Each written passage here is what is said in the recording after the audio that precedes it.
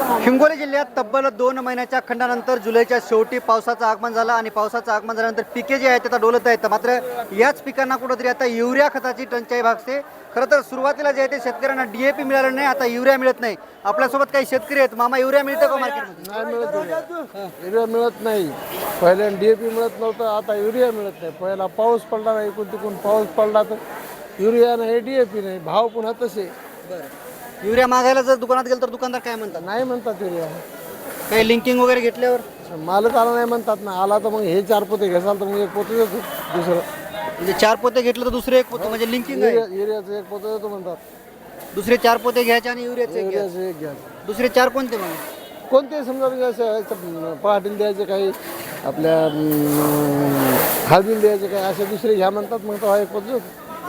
आता युरिया देण्याच्या अवस्थेत पिके आहेत का नाही? हो ना, युरिया द्यायची सध्या पिकाला गरज आहे युरियाची. आता उपलब्ध नाही. उपलब्ध नाही, काय करायचं? काय नुकसान होणार मग? नुकसान भरपूर होणार आहे. आता युरिया जर नाही झालं तर वाढ खुंटल्यावर तर तेवढं पीक थोडं देणार आहे. सरकारनं उपाययोजना करायला पाहिजे शेतकऱ्यांसाठी. सरकारनं करायला पाहिजे, पण सरकारचं कुठं शेतकऱ्याकडे लक्ष आहे? कोणाकडे लक्ष आहे? पण शेतकऱ्याकडे लक्षच नाही सरकारचं. द्यायला पाहिजेत का शेतकऱ्यांना? पाहिजे तर असं कसं दिल्याशिवाय कसं बघ? सरकारनं लक्ष कसं दिलं पाहिजे शेतकऱ्यांकडे? सरकारनं लक्ष युरिया कसा मिळेल, कसा उपलब्ध होईल याच्याकडे लक्ष दिलं पाहिजे शेतकऱ्यांना. बरं, युरिया मिळालं तर तुम्ही म्हणता की लिंकिंग, हे 4 पोते घ्या, ते 4 हो ना, मग आता तसा असा देईनच ना. असा कुठं द्यायला?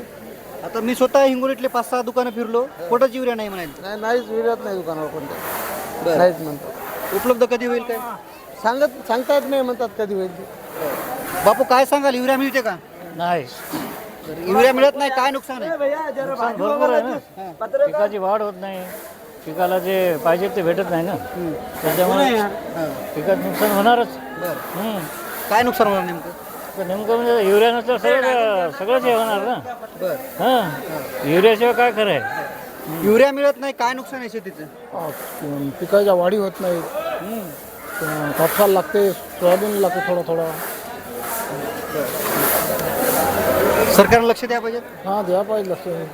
खूप शॉर्टेज दाखवत प्रत्येक दुकानावर नाहीच म्हणते युरिया.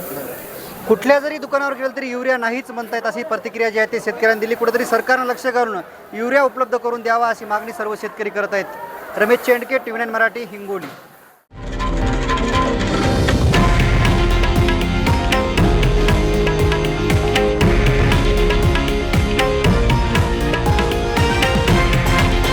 हे आहे देशातील नंबर 1 न्यूज नेटवर्क आणि आपण पाहत आहात TV9 मराठी, एकमेव.